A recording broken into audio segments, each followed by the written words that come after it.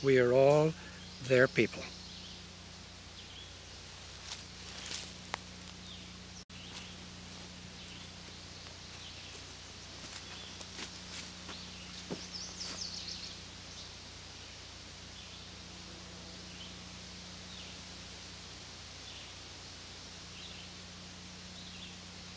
Maybe you can look down.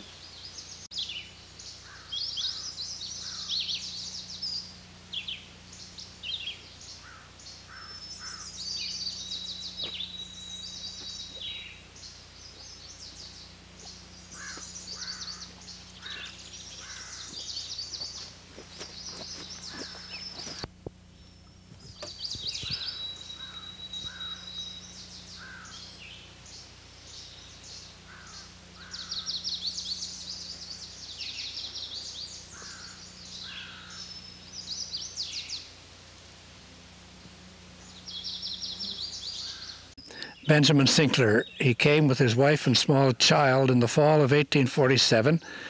They moved in October, and he lived here for the rest of the winter. We don't know for sure what he lived in, but his was the first one. And then they began the next year in 48 building their first houses. And they built several around. We have some of the locations, we have some of the dimensions for them. They were mostly rather low buildings with bark roofs. They had no shingles yet, and they would peel the bark from a tree and put the bark in, one upside down and the other turning into it to shed off the water. They were very simple buildings, but there were quite a number of them. But as John came here then on a more established basis, he began to build a more permanent home. He got the first part of it up here and then added to it, so that it was, by long odds, the largest of the buildings that were on the site. They had the 3 children. He was married to Abigail Steinhauer, the eldest child of the Reverend Henry Bird Steinhauer, and they had 3 daughters born to them. The first daughter was born in the home of John's parents at Victoria Mission, now known as Pecan. And the second child was born here. The third child was born at Whitefish Lake in the home of the Steinhauer parents. But this was the home, and really the only home that the McDougall family knew until eventually, and in the next year, they moved down to the Bow River and established the Morley Mission from there.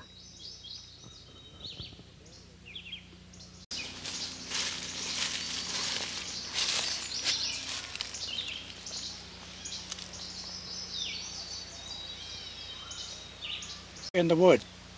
Our plan here was to have a flower bed made up entirely of plants that come from the woods. Native flowers then, and just plant them in here, so that this is the most prominent one, is a plant called the false Solomon seal. It's really part of the lily family, and every one of these little white flowers is a complete lily, and a great we just love the big leaves and the lilies and the smell, and as that matures, then this becomes a great large cluster of red berries. Then this little nice blue one in here is known as a lungwort. There are many bell-shaped blue flowers, you know, but they're not all harebells or bluebells. This one is a lungwort. And this then is the little white violet that grows in the woods, and that's the yellow lady slipper that's not quite in bloom yet. But that just makes quite a display we're very pleased to have. In the trees, it doesn't grow quite so broadly as this. The trees kind of inhibit it and keep it smaller. But when you give it its room, it really spreads out and grows just as you see it now.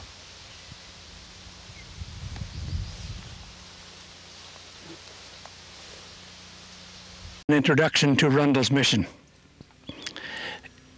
In about 1950, I was working near here and heard that there was a place called Mission Beach.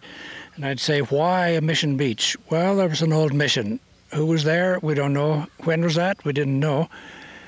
And I was only very mildly curious, but gradually asked questions. and finally discovered that we had a most remarkable story here, and that it involved the name of Rundle. Reverend Robert Rundle came into the country in 1840 as the chaplain to Hudson Bay Company, living in Fort Edmonton, but also as a missionary to the Indians, as they now termed it. And so he lived in Fort Edmonton, but he was really much more interested in visiting the neighboring native tribes than he was staying in the fur fort. And so he traveled very widely over 8 years, down across the Bow River and down as far as Pincher Creek and out over the plains and north to Lesser Slave Lake. But eventually his desire was to find some one place where he could establish an agricultural mission. There had been such extensive killing animals for fur only that the traditional meat supply for the native people were becoming in very scarce numbers, and starvation was not uncommon. So he longed to start agriculture and of growing food. And eventually, in 1847, they selected a spot just through here into the woods from the place where we now stand. And it began, but it depended almost entirely on native leadership. He had quite a loyal following by now of people who had blended his preaching of Christian faith with their own spirituality and belief in the Great Spirit, and it had become a very vigorous group of native people. They made this their home, and over the next decades, from 1847 until 1883, this was a very vigorous kind of a mission site. By that time, the reserves were being formed and the whole transition was taking place, and the mission became obsolete and was left untended for a very long time. When we found this story, we began to look for some suitable form of memorial, and we decided that we didn't want just a plaque and a monument. We wanted a kind of memorial that would be beautiful and historical and useful. And so we hit on the plan of building an institution that would be available to small groups for short-term rental. That groups from churches or governments or schools or families could rent a place and come for a day or a weekend or a week. And that is the origin of it. The first then building built was the lodge, built in 1960, 59 and dedicated in 1960.